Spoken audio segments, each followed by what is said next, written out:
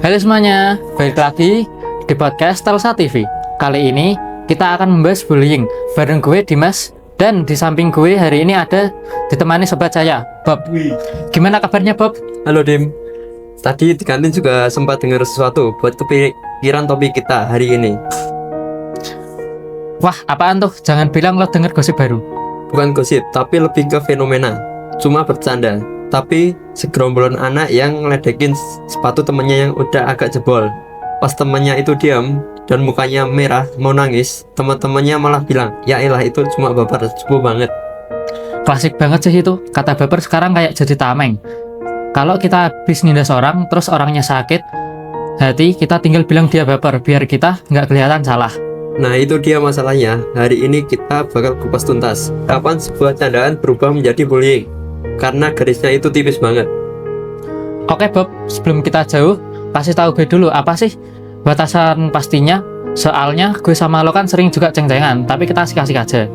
Bedanya ada di keseimbangan dan perasaan. Kalau bercanda, kita berdua ketawa, nggak ada yang merasa lebih rendah.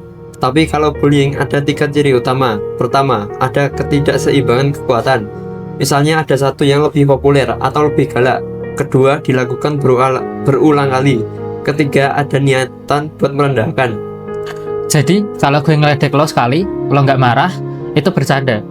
Tapi, kalau gue ngelakuin itu setiap hari, tiap lo lewat gue serahkan, itu masuk bullying ya?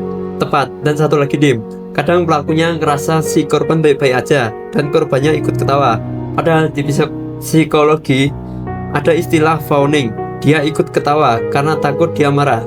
Dia bakal main dijauhin dan dipukulin. Gila sih, berarti tawa itu jadi topeng ya? Serem juga kalau kita ngerasa lucu padahal temen kita lagi berdarah mentalnya.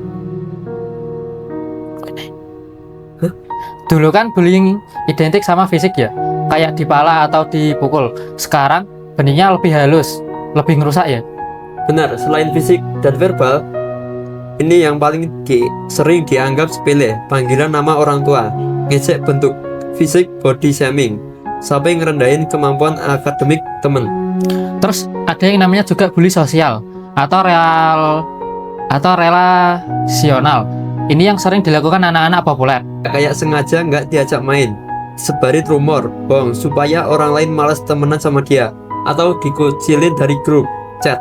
Bisa rasanya kayak lo ada di sana tapi nggak dianggap di sana. Nah, bicara soal chat, jangan lupa cyberbullying. Ini yang menurut gue paling parah karena nggak berhenti pas kita pulang sekolah. Betul Dim, cyberbullying itu kekerasan tanpa wajah orang biasa dengan gampangnya ngetik komentar jahat atau bikin akun palsu buat ngehujat. Dampaknya gila sih, karena korban ngerasa nggak punya ruang aman bahkan di kamarnya sendiri. Bob, gue pengen tahu deh, dampak mental itu seburuk apa sih? Kan sering ada orang tua yang bilang, anak kecil mah biasa berantem, paling juga nanti baikan. Duh, itu pemikiran lama banget. Luka fisik mungkin sembuh dalam seminggu, tapi luka psikologis karena bullying verbal atau sosial itu bisa menetap sampai dewasa. Korban kena gangguan, kecemasan, dan depresi, sampai nggak punya kepercayaan sama siapapun. Gue pernah baca, korban bullying juga prestasinya turun drastis ya. Gimana mau fokus belajar? Kalau setiap mau berangkat sekolah, jantung udah berdebar karena takut. Energinya habis buat mikirin gimana caranya bertahan hidup di sekolah, bukan buat ngerjain tugas matematika. Dan yang paling sedih, mereka sering ngerasa diri mereka emang layak dibully. Itu yang bikin mereka nggak berani bocor. Saya ulangi. Dan yang paling sedih, mereka sering ngerasa diri mereka emang layak buat dibully. Itu yang bikin mereka nggak berani lapor. Sekarang gini Bob, kalau kita lihat teman kita dibully, tapi kita takut ikut kena kalau bantuin, kita harus gimana? Jujur, gue sering di posisi itu. Itu dilema semua orang Dim, namanya bystander effect. Tapi nggak harus jadi pahlawan yang langsung berantem kok, ada cara cerdasnya. Apa itu caranya? Kasih tahu dong tipsnya.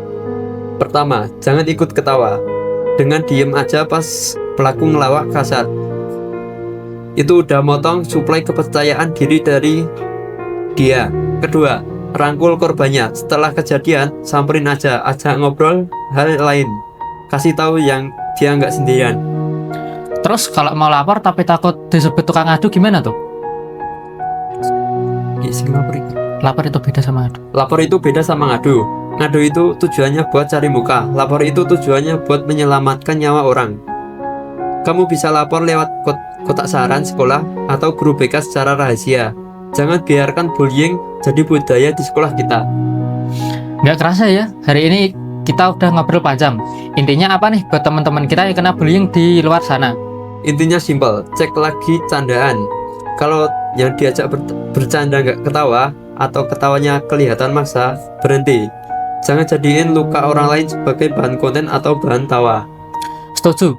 Keren itu bukan karena lo bisa nindas orang, tapi karena lo bisa bikin orang di sekitar lo ngerasa dihargai. Makasih ya Bob buat insight-nya hari ini. Sama-sama Dim. Semoga sekolah kita jadi tempat yang benar-benar aman buat belajar, bukan tempat yang penuh rasa takut. Oke sobat sekolah, sekian podcast Telsa hari ini. Saya Dimas dan rekan saya Bob pamit. Dan ingat, bercanda boleh tapi tetap ada batasnya. Keep being kind guys. Goodbye. Audio Jungle.